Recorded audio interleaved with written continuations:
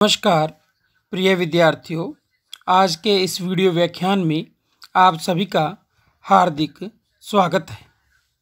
हमने पिछले वीडियोज़ में भारत के प्रथम प्रधानमंत्री, आधुनिक भारत के निर्माता, भारत रत्न, गुट निरपेक्षता और पंचशील के जनक पंडित जवाहरलाल नेहरू का जीवन परिचय और उनके राजनीतिक विचारों का अध्ययन किया। प्रस्तुत वीडियो में हम नेहरू जी की भारतीय लोकतंत्र को एक महान देन, लोकतांत्रिक समाजवाद संबंधी उनके विचारों का अध्ययन इस वीडियो व्याख्यान के माध्यम से करेंगे।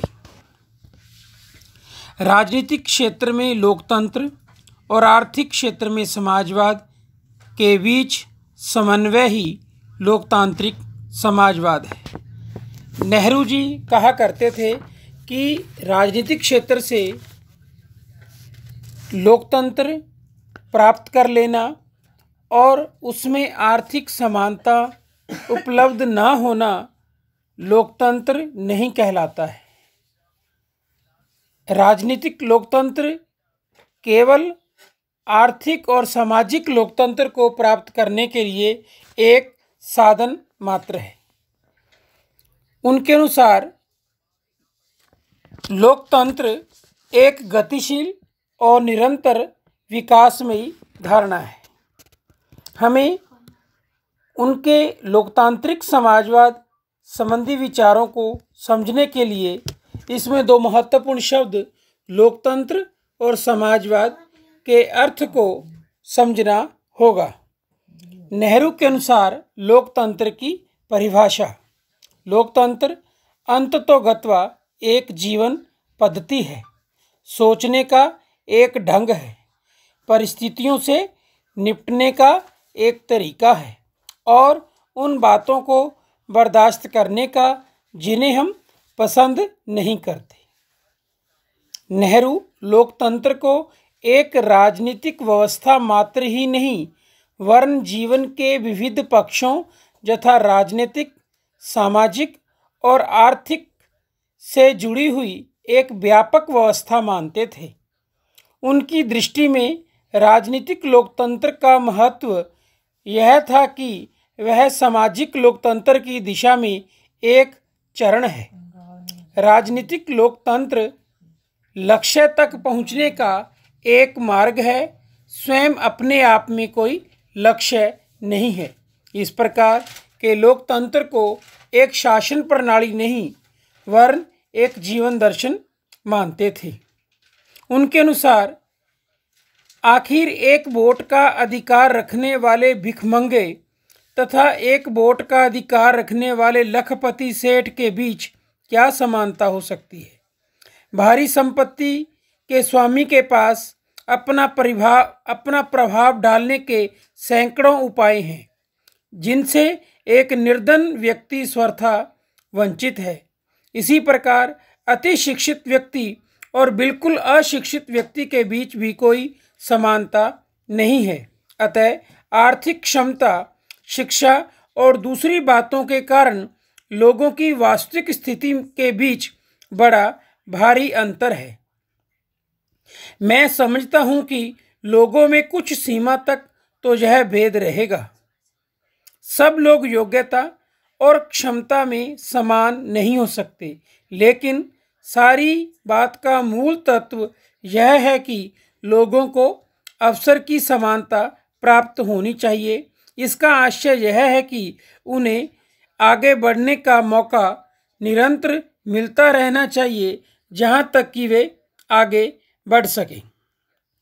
लोकतंत्र के माध्यम से संविधानवाद और नागरिक अधिकारों पर बल दिया जा सकता है, सत्ता का अत्यधिक विकेंद्रीकरण किया जा सकता है। उन्होंने 2 अक्टूबर 1959 को राजस्थान के नागौर जिले के एक छोटे से गांव बगदरी में पंचायती राज व्यवस्था का उद्घाटन कर लोकतांत्रिक विकेंद्रीकरण की योजना अपनाई थी।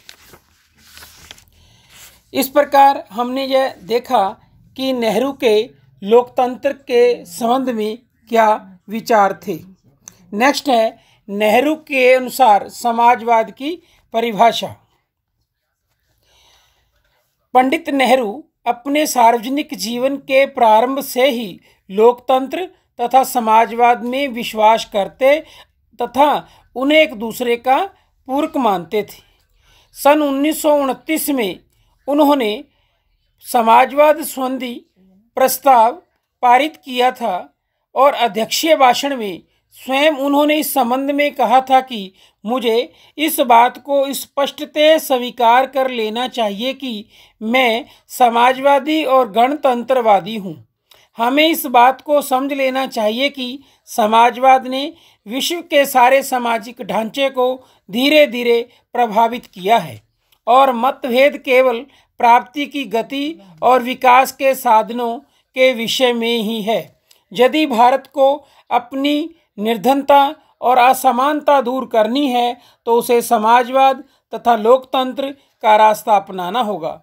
यद्यपि इसके लिए वह अपने तरीके निकाल सकता है, विधियां निकाल सकता है और इस आदर्श को अपनी जाति की प्रतिभा के अनुकूल डाल सकता है। 12 अप्रैल 1936 को लखनऊ कांग्रेस के सभापति के रूप में उन्होंने समाजवाद ही क्यों विषय पर अपने विचार प्रकट करते हुए कहा, मेरा यकीन है कि दुनिया और हिंदुस्तान की समस्या का एक ही हल है और वह है समाजवाद। जब मैं इस शब्द का प्रयोग करता हूँ तो अस्पष्ट जनसेवी तरीके पर नहीं वरन वैज्ञानिक और आर्थिक दृष्टि से करता हूँ। समाजवाद एक आर्थिक सिद्धांत की अपेक्षा कुछ ज़्यादा मायने रखता है। यह जिंदगी का दर्शन शास्त्र है, एक फिलोसफी है और इसका यह रूप मुझे पसंद है। मैं समाजवाद के सिवा कोई दूसरा रास्ता नहीं देखता जो गरीबी, बेकारी, बेइज्जती और गुलामी से हिंदुस्तान के लोगों को छुटकारा दिला सके। अब हमने इन दोनों ही शब्दों के अर्थ नेहरू के अनुसार समझ लिए हैं। अब हम देखेंगे कि नेहरू के अनुसार लोकतांत्रिक समाजवाद आखिर है क्या। नेहरू के समाजवाद को कार्ल मार्क्स ने बहुत सीमा तक प्रभावित किया, लेकिन नेहरू मार्क्स को संपूर्ण रूप में कभी भी ग्रहण नहीं कर पाए। विशेषतः हिंसात्मक क्रांति, वर्ग संघर्ष और लोकतंत्र के संबंध में नेहरू मार्क्सवादी धारणा से सहमत नहीं हो सकते थे। अतः एक मार्क्सवादी के बजाय एक लोकतांत्रिक समाजवादी के रूप में पंडित नेहरू हमारे सामने आते हैं, जो न केवल राजनीतिक क्षेत्र में वरन आर्थिक और सामाजिक क्षेत्र में भी लोकतंत्र की स्थापना करना चाहते हैं। उन्होंने सदैव इस बात पर जोर दिया कि यदि राजनीतिक लोकतंत्र स्थापित कर दिया जाए और आर्थिक तथा सामाजिक लोकतंत्र स्थापित न हो तो लोकतंत्र अधूरा है।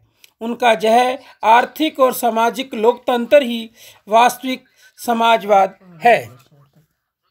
नेहरू का विश्वास था कि किसी सिद्धांत की श्रेष्ठता की कसौटी यह होनी चाहिए कि वह मानव चरित्र पर क्या प्रभाव डालता है। इस दृष्टि से लोकतांत्रिक समाजवाद साम्यवाद की तुलना में कहीं अधिक श्रेष्ठ है, क्योंकि वह व्यक्ति को तुच्छ स्वार्थ से ऊंचा उठाकर उसे सबकी भलाई के बारे में सोचने के लिए प्रेरित करता है। समाजवाद, साम्यवाद और पूंजीवाद इन दोनों से ही श्रेष्ठ है। यहाँ एक और वह साम्यवाद की हिंसा और दमन को टालता है, वहीं दूसरी ओर वह पूंजीवाद की असमानता और शोषण का भी विरोध करता है। लोकतांत्रिक समाजवाद इस दृष्टि से भी श्रेष्ठ है कि वह नैतिक नियमों की उपेक्षा किए बिना व्यक्ति की स्वतंत्रता को बनाए रखते हुए उसे अधिक आर्थिक सुरक्षा प्रदान करता है। नेहरू जी का यह विश्वास था कि भविष्य निश्चित रूप से ही लोकतांत्रिक समाजवाद का ही है। पंडित नेहरू के नेतृत्व में भारत ने लोकतांत्रिक समाजवाद की दिशा में अपनी यात्रा प्रारंभ की। भारतीय संविधान के अंतर्गत लोकतांत्रिक समाजवाद के तत्वों को अपनाया गया, चाहे वो भारतीय संविधान की प्रस्तावना हो, नीति निर्देशक तत्व हो, बहुत कुछ सीमा तक मौलिक अधिकारों में भी लोकतांत्रिक समाजवाद के दर्शन को देखा जा सकता है। 1954 में केंद्रीय संसद ने एक प्रस्ताव के द्वारा भारत में समाजवादी व्यवस्था की स्थापना योजनाओं का लक्ष्य घोषित किया, एक कल्याणकारी राज्य के निर्माण का संकल्प लिया। 1955 में अवाड़ी कांग्रेस में प्रस्ताव पारित किया कि संविधान की प्रस्तावना व नीति निर्देश तत्वों की क्रियान्विति के लिए योजना द्वारा समाजवादी ढांचे के समाज सोशलिस्टिक पैटर्न ऑफ सोसाइटी की स्थापना की जाए। 1956 में नागपुर अधिवेशन में कांग्रेस ने शांतिपूर्ण और न्यायोचित साधनों द्वारा एक समाजवादी सहकारी राज्य के निर्माण का प्रस्ताव पास किया। इसी तरह 1962 के भावनगर अधिवेशन और 1964 के भुवनेश्वर अधिवेशन में लोकतांत्रिक समाजवाद की स्थापना के संकल्प को दोहराया गया। अब हम पंडित नेहरू की इस सैद्धांतिक विचारधारा के रूप में लोकतांत्रिक समाजवाद का मूल्यांकन कर यह देखते हैं कि इस बात से इस कतई इनकार नहीं किया जा सकता कि भारत का मार्ग लोकतांत्रिक समाजवाद ही हो सकता है। जैसा कि हम समाजवाद के शब्दों की परिभाषा को भी जानते हैं, समाजवाद का मतलब कि व्यक्ति अपने लिए नहीं समाज के बारे में सोचे। One for all and all for one, एक सब के लिए सब एक के लिए समाजवाद कहलाता है। लेकिन लोकतांत्रिक समाजवाद के प्रसंग में नेहरू के विचार दर्शन और कार्य व्यवहार में कुछ कमियां अवश्य ही रही हैं। पहली बात तो यह है कि यदि यह स्पष्ट न किया जाए कि सामाजिक और आर्थिक लोकतंत्र की स्थापना के लिए क्या किया जाना है, कैसे किया जाना है, तो इस प्रकार की घोषणाओं और विचारों का महत्व ही क्या है।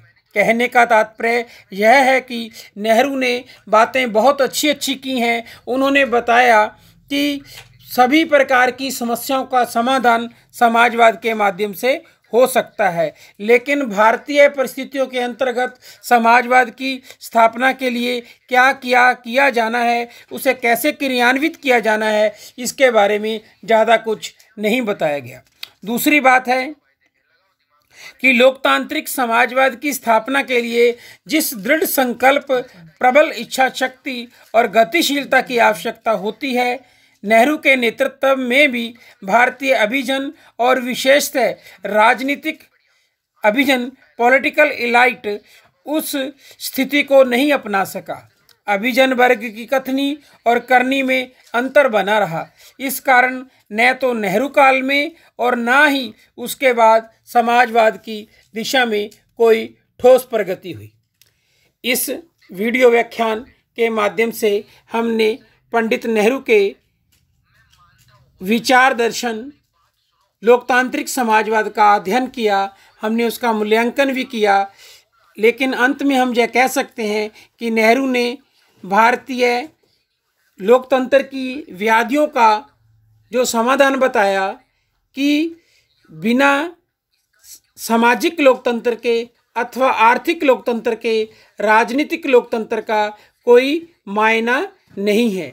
जब तक हम राजनीतिक लोकतंत्र के माध्यम से उस साधन के माध्यम से सामाजिक अथवा आर्थिक लोकतंत्र की स्थापना नहीं कर लेते, तब तक मानव का कल्याण नहीं हो सकता। वास्तविक अर्थों में कल्याणकारी राज्य की स्थापना आर्थिक और सामाजिक लोकतंत्र की स्थापना के माध्यम से ही हो सकती है। Thanks for watching.